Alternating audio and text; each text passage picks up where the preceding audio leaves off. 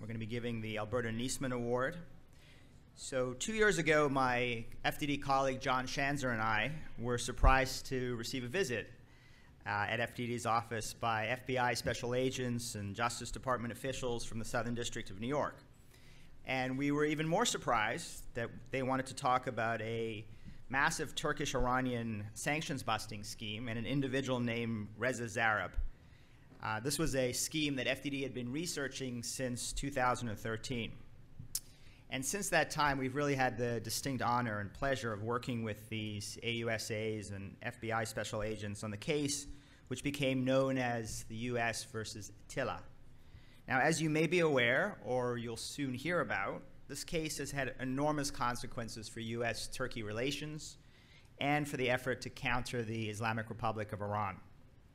The folks from the FBI and DOJ are here today, and these really are outstanding professionals and outstanding patriots. And we really are very privileged to honor you all. To present them with the FDD Alberto Nisman Award for Courage, I'm pleased to introduce my good friend and FDD colleague, Jonathan Schanzer, who's our Senior Vice President for Research.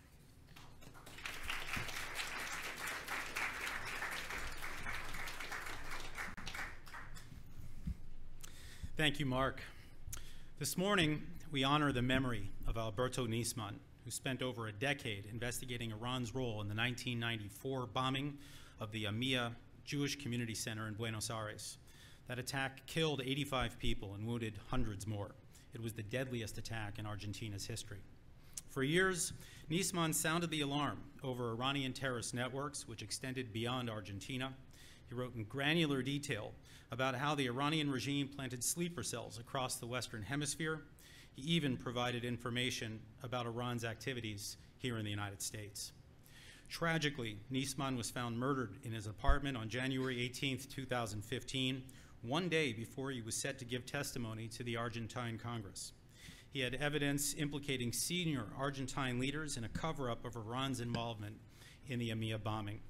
Some tried to portray his death as a suicide, but a legal investigation in Argentina revealed what we knew all along. He was assassinated for speaking the truth. An Argentine court last year investigated the accusations that Nisman had planned to present to Congress, and officials at the highest levels of Argentina's government were ultimately indicted for attempting to cover up Iran's role in the AMIA bombing. Alberto Nisman's work was vindicated. But vindication was never the goal, and it's not ours today.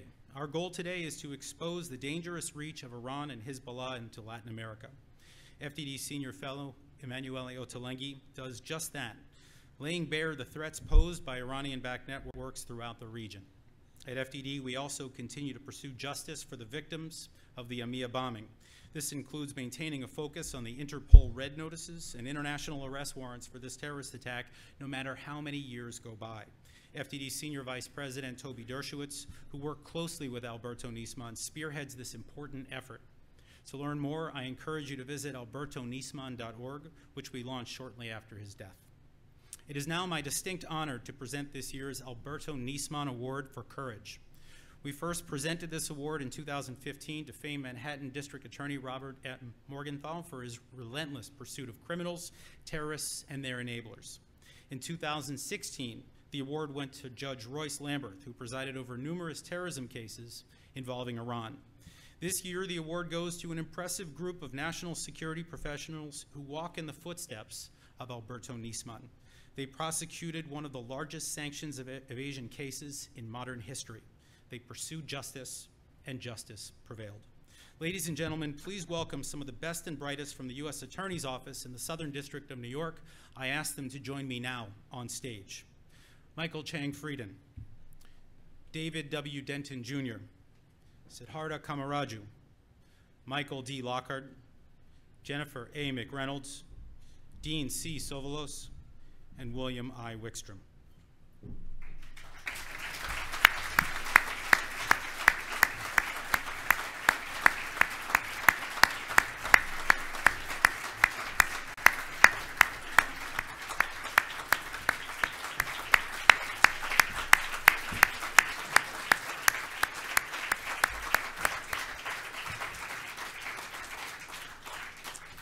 This is the team that prosecuted United States versus Attilla. Theirs was not just another case of money laundering. It was a case involving the ultimate money launderer, a man named Reza Zarrab. He managed a complex network of businesses, bank accounts, and front companies, moving more than $20 billion on behalf of the Iranian and Turkish governments. At FDD, we spent considerable time digging into this scheme when not many people knew about it. We tracked the data, which remarkably Turkey did not hide, showing an astronomical spike in Turkish gold exports. We identified many of the companies and players too. We tried to warn the US government about this massive sanctions-busting operation, yet it was an inconvenient moment to reveal unsavory truths about Iran amidst the push for a nuclear agreement. At the same time, few wanted to touch the third rail of relations with Turkey, even as it became clear that Ankara was backing terrorist groups like Hamas and a number of Sunni jihadi groups in Syria. When the nuclear deal was reached in 2015 and many of the Iran sanctions were removed, it seemed that these sanctions busters were off the hook. But then, remarkably, in March 2016, Reza Zarrab inexplicably traveled to America. When his plane landed, US authorities arrested him. You'll hear more about this shortly. At FDD that night, we raised a glass to the tenacity of the Justice Department. To our delight, a few weeks later, this group here paid us a visit. They had obviously accumulated vast evidence of Zarrab's crimes, but they wanted to see what FDD knew about the companies, networks, and schemes that Zarrab used to move money from Turkey to Iran. In the weeks and months that followed, one visit begat another. Both Mark and I were asked to serve as expert witnesses for the prosecution. We pored over countless invoices tracking the transactions that turned gold into Iranian cash. And we remained in awe of these prosecutors who had mastered the dizzying trail of illicit Iranian and Turkish transactions. The case took a wild turn last March with the arrest of Mehmet Hakan Atilla, the deputy CEO and general manager at Turkey's state-owned Halkbank. This was the bank that processed the majority of the illicit transactions. But the real drama came last November when Zarrab pled out, making him a witness for the prosecution. The men entrusted by both Iran and Turkey to launder their money was now set to expose the details of their enormous sanctions-busting scheme. Zarrab's arrest was decidedly inconvenient for the White House while it was pursuing a delicate nuclear deal. Attila's arrest was similarly inconvenient for those seeking to placate the Erdogan government, even as it continued to backslide into Islamist authoritarianism. Yet the SDNY team here doggedly pursued this important case, and they did so irrespective of domestic politics or diplomatic pretense, and that came at a price. Erdogan's mouthpieces attacked former US Attorney Preet Bharara. The brave women and men on stage with me today were also maligned and threatened. Turkish media similarly attacked FDD, calling us terrorists. Then Ankara issued an arrest warrant for FDD senior fellow and former Turkish parliamentarian Aykan Erdemir. Authorities froze his assets and even seized the apartment his grandfather had bequeathed to his family. Yet the trial moved forward. In Turkey, it was the trial of the century. But for this group, it was another day at the office. It was about due process and the rule of law. At the start of the trial, FDD's Mark Dubowitz took the stand and described the sanctions that Turkey and Iran had so thoroughly violated. Reza Zarrab then delivered 7 days of compelling testimony. Some said he looked like a college professor teaching a class on corruption. When the trial concluded, the jury delivered its verdict. Attilla was guilty on 5 of 6 counts. Justice had prevailed. All eyes are now on the US government. We're anticipating a large fine against Halkbank for its sanctions violations. Reports suggest that Turkish President Recep Tayyip Erdogan wants the fine dropped in exchange for releasing US pastor Andrew Brunson. In other words, hostage diplomacy. Our hope at FDD is that the White House remains resolute in demanding not only the return of Pastor Brunson, but also the release of all the other Westerners held hostage by Ankara. And there ought to be a meaningful fine for Halkbank. Justice demands nothing less. In the meantime, this team here continues to track those who violate our banking laws and sanctions regulations. And it does seem like your job continues to be rather difficult. From all of us at FDD, thank you for your dedication. Thank you for your tenacity. I can think of no group more fitting to receive the Alberto Nisman Award for Courage.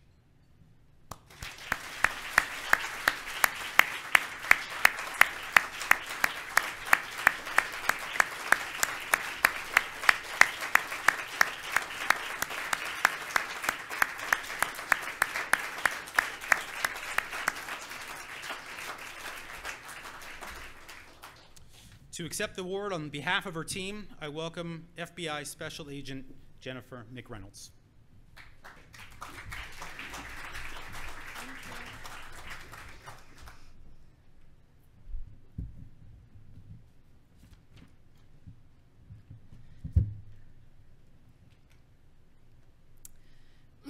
Thank you.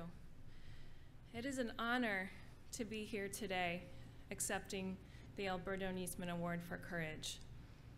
I first want to thank everyone at the Foundation for Defense of Democracies for all of your critical work. Your commitment to factual research and nonpartisan analysis in pursuit of national security makes you a unique and necessary voice.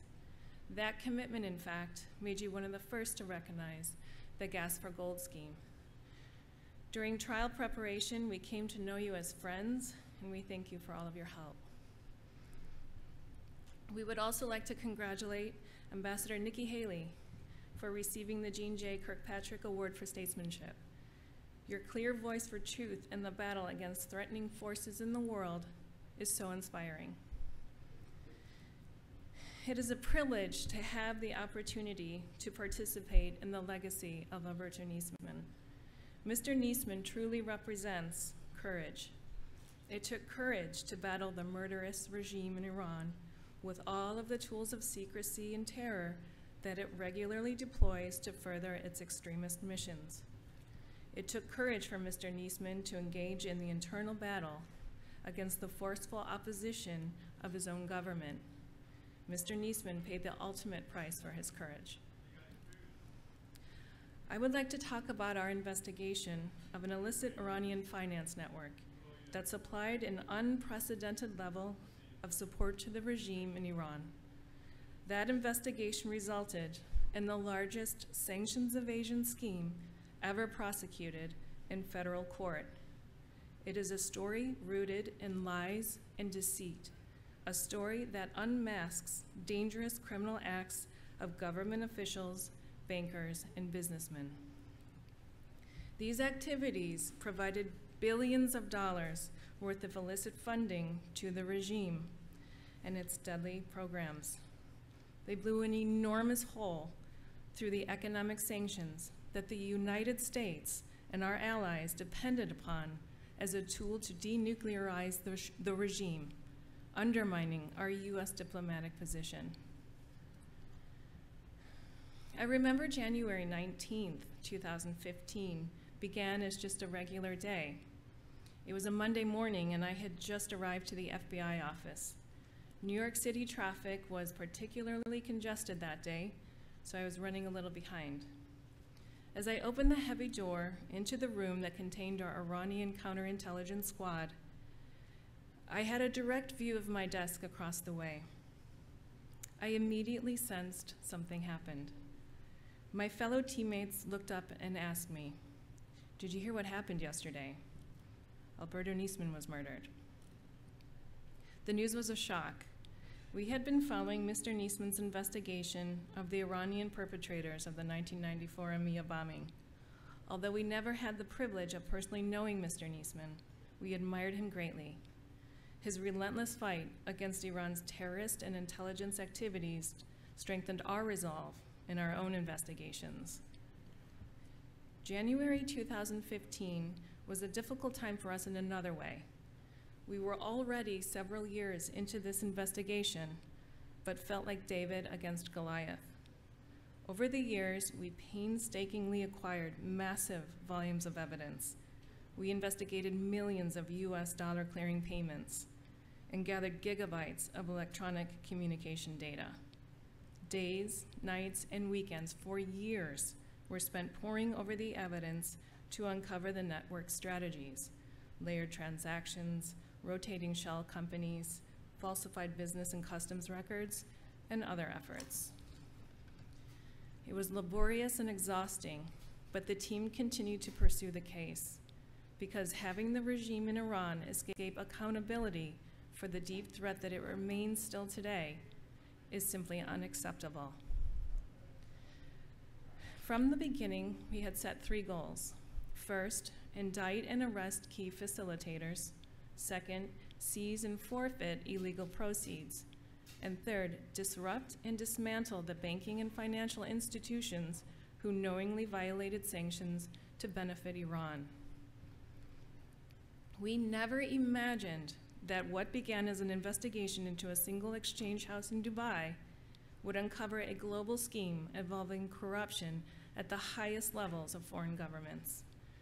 At the height of the economic sanctions against Iran, targeting its military nuclear ambitions and ballistic missiles program, an international conspiracy formed to open a huge financial channel for the regime.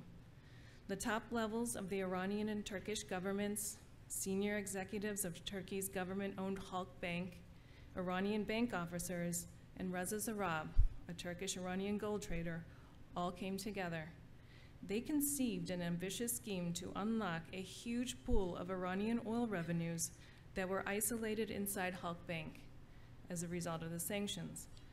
They would use a complex system of gold exports and falsified documents to transfer Iran's oil revenues from Turkey to front companies in Dubai, where the regime could use them to secretly transfer money anywhere in the world, including through the US financial system.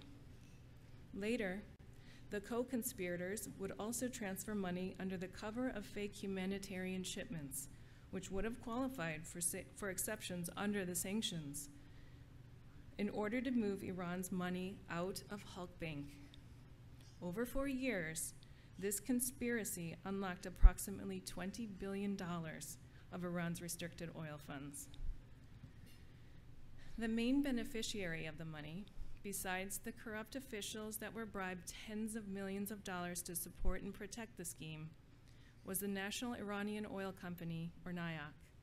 NIOC was an affiliate of the IRGC, a key player in Iran's nuclear and missile programs and support to Hezbollah, Hamas, and other foreign terrorist organizations. This same network moved money for other Iranian interests like Bank Malat, a designated Iranian government-owned bank, and Mahan Air, an Iranian commercial airline designated for supporting the IRGC, Hezbollah, and other terrorists. About 1 year later, on an evening in March of 2016, I was at home having dinner when one of our teammates called. He asked, "Are you sitting down? Reza Zarrab is flying into Miami on Saturday." Stunned, I questioned him. "Are you sure it's our guy?" He confirmed. I actually had not been sitting down, but suddenly needed a chair. Among the challenges we face, it is difficult to arrest defendants who operate from overseas safe havens. While always pursuing arrests, we were focusing on other actions. One of the better things to have come out of the nuclear deal implemented in January of 2016 was the impression Iranian proliferators had that the past was erased and they could travel freely. Soon, we were on the ground in Miami. In the hours leading up to the arrest, we thought about Alberto Nisman. We tried to imagine how he felt on the eve of exposing the truth about the terrible regime in Iran after years spent meticulously building his case. After the arrest, and as we were about to board our flight back to New York, it hit the news. In the short time we were in flight, Turkey had erupted. After landing and turning on our phones, we saw that the former U.S. Attorney Preet Bharara was the biggest trend on Twitter. You see, Zarrab had been arrested more than 2 years prior in Turkey on December 17, 2013, part of a Turkish corruption investigation. But the corruption that the investigation revealed went too high. It went all the way to the cabinet and to the then Prime Minister's office.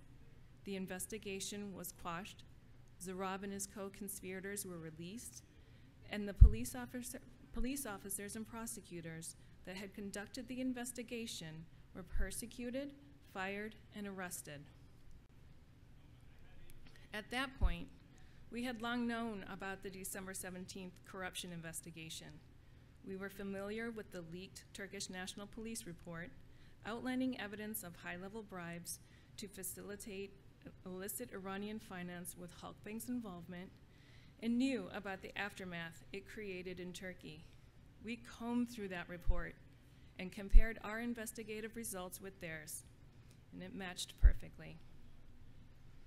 Almost immediately after the Miami arrest of Zarab was public, we started to receive letters, lots of letters. All had their own stories of persecution, family members in Turkey fired for doing their jobs or in prison, the same job that we're doing here, investigating crimes and following the evidence where it leads. Besides heart-wrenching stories like these, people contacted us with information and records to share, people wanting to assist in our investigation.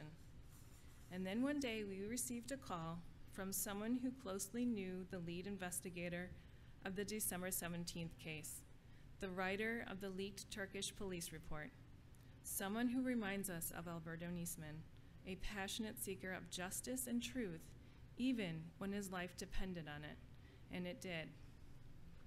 Hüseyin Korkmaz was arrested in Turkey for his investigation of Turkish corruption, but by divine intervention was freed on bail a few months after we arrested Zarab in Miami. It was a glitch in the Turkish criminal procedure, but he was momentarily free. Knowing of Zarab's arrest in the United States, he was as anxious to reach us as we were to reach him. I will let Hüseyin tell you the courageous story of his long and dangerous journey to bring the truth to light when he is ready. Until then, I can assure you, the time between our first contact and the day Hüseyin arrived to the United States, a time when his life was in limbo as he safeguarded evidence he carried from those who wished to destroy it, and him to protect themselves, in many ways, was the most distressing period of this entire journey.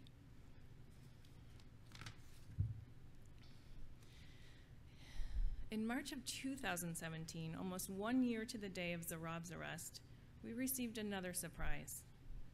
We were going over the growing list of subjects, especially evidence of Halk Bank and its senior executives' involvement in the scheme. We asked our analysts to check the names against a few routine databases. After that request, I recall having to leave the office for a meeting across town. By the time I came back up from the subway, we had a hit. Scheduled to arrive into the United States the very next day was Mehmet Hakan Atilla, the Deputy General Manager of Halk Bank. The timing was so coincidental that I had my doubts. "You're sure it's our guy?" I asked again. Atilla, like many others, had been on our radar since the beginning. And as we gathered more and more evidence and dug through the Turkish wiretaps and records, we learned just how much he and Halk Bank not only knew of Zarab's scheme, but helped to design it. By the end of the week, we charged Atilla and he was arrested. A few long months of more hard work and 6 weeks of trial later, Zarab pled guilty and cooperated, and Atilla was found guilty by the jury. But the entire time between Zarab's arrest, when the investigation became public, and Attila's conviction 20 months later, was filled with serious outside challenges. High-level foreign officials, like Turkey's ministers of justice and of foreign affairs, and Turkey's President Erdogan, exerted diplomatic pressure. They lobbied the Department of Justice, the State Department, and even the White House to release Zarab and Atilla without a trial. Motions were filed in court attacking the impartiality of the judge. We were accused of being politically motivated. The Turkish government and Halk Bank made an 11th hour attempt to delay the trial. FDD expert witnesses suffered cyber attacks and media harassment. Their associates were criminally charged in Turkey. Our witnesses, their family members and their associates in Turkey and Iran, were threatened, imprisoned, or travel banned.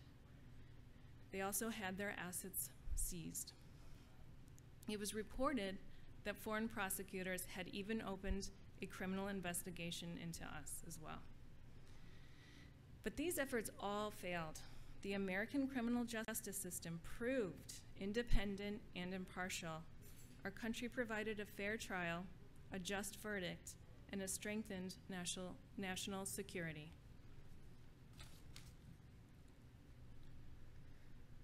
So where are we now after the convictions of Zarab and Atilla?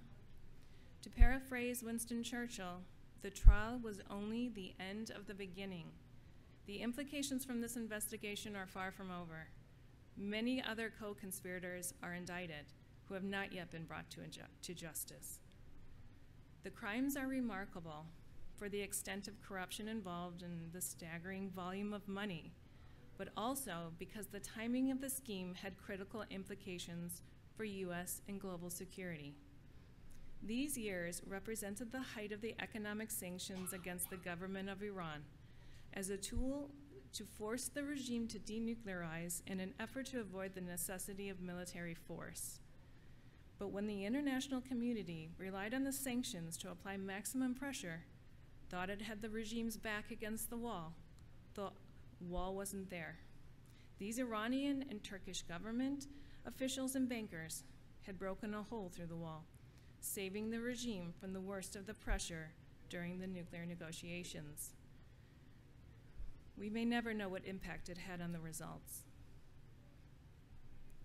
Ravi Zacharias, an author and philosopher, once said, "Justice is the handmaiden of truth, and when truth dies, justice dies along with it." So thank you to my fellow teammates who continuously strive for truth and who will not let justice die. We thank everyone who supported this case, and we thank the Foundation for Defense of Democracies for this honor. We especially recognize the sacrifices of you, the innocent people in Turkey and Iran, who are persecuted for your struggles against oppression and corruption. What you and your families have endured, no one should have to. But even in the darkest hours, you have courageously strived for truth and justice, very much like Alberto Nisman. Thank you.